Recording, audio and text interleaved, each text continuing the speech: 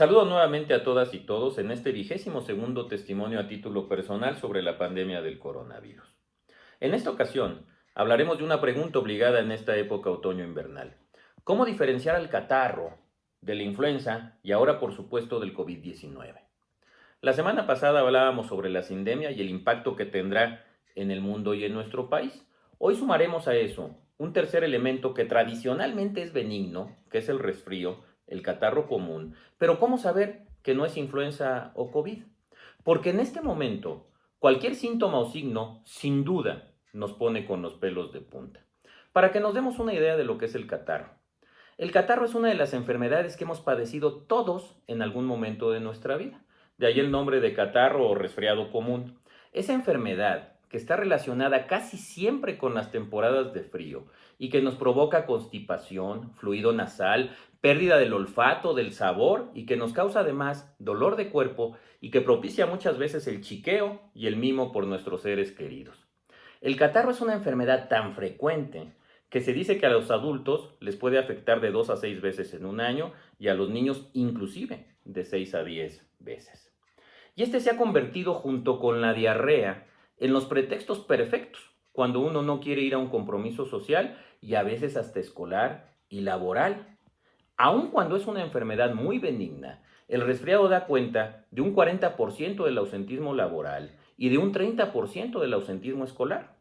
Permítanme entonces tratar de poner en blanco y negro similitudes y diferencias entre estas enfermedades respiratorias. Primero, como similitud, el catarro común, la gripe y el COVID-19 son causados por virus. El catarro por rinovirus, la gripe por virus de la influenza A o B y el coronavirus responsable de la actual pandemia por el SARS-CoV-2 COVID-19. Segundo, la vía de transmisión de todas estas enfermedades respiratorias transmisibles es a través de la secreción por la nariz y por la boca, las famosas gotitas de Flugé. Esta denominación de gotitas de Flugé además merece una atención en este testimonio porque es una frase utilizada muy frecuentemente por el personal de salud y se tiene la idea de que está en relación con la palabra flujo o flush. Inclusive, cuando se le hace la pregunta al personal de salud, casi siempre la respuesta es que es un término francés, etc. Y no, la verdad absoluta es que es en honor a Carl Georg Friedrich Wilhelm Flugé, médico bacteriólogo e higienista alemán, amigo por cierto de Roberto Koch, que dedicó su vida a defender la higiene y a estudiar la vía de transmisión de las enfermedades, como la malaria, como la tuberculosis. Y él fue el que describió la transmisión de enfermedades respiratorias a través de las gotitas de saliva, demostrando que inclusive el hablar en voz baja, con gotas diminutas, se puede nebulizar en el aire y pueden contagiar a otras personas e ensuciar las superficies. Fíjense, conocimiento desde el siglo XIX.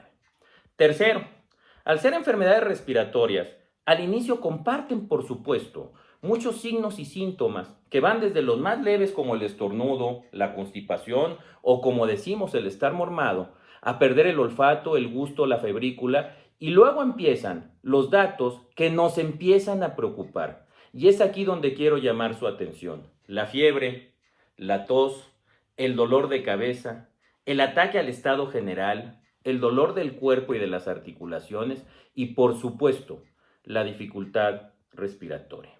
Aquí estriba la diferencia entre una enfermedad de las vías respiratorias altas como el catarro y de las vías respiratorias bajas, es decir, que llegan a los pulmones, como bien puede ser la influenza y por supuesto ya lo hemos visto el COVID-19.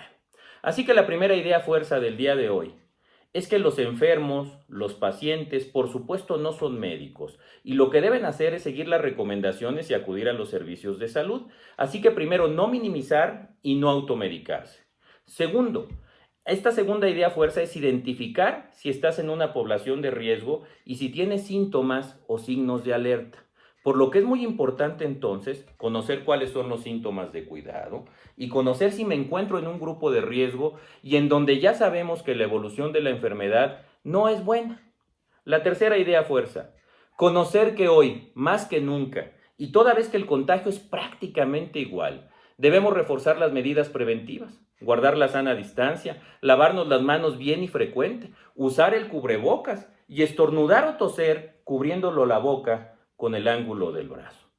Y en el caso de la prevención de la influenza, además vacunarte si estás en una población de riesgo. Para terminar, apenas el pasado 5 de octubre, la Secretaría de Salud estandarizó la definición de enfermedad respiratoria viral aguda, lo que se llama ERVA.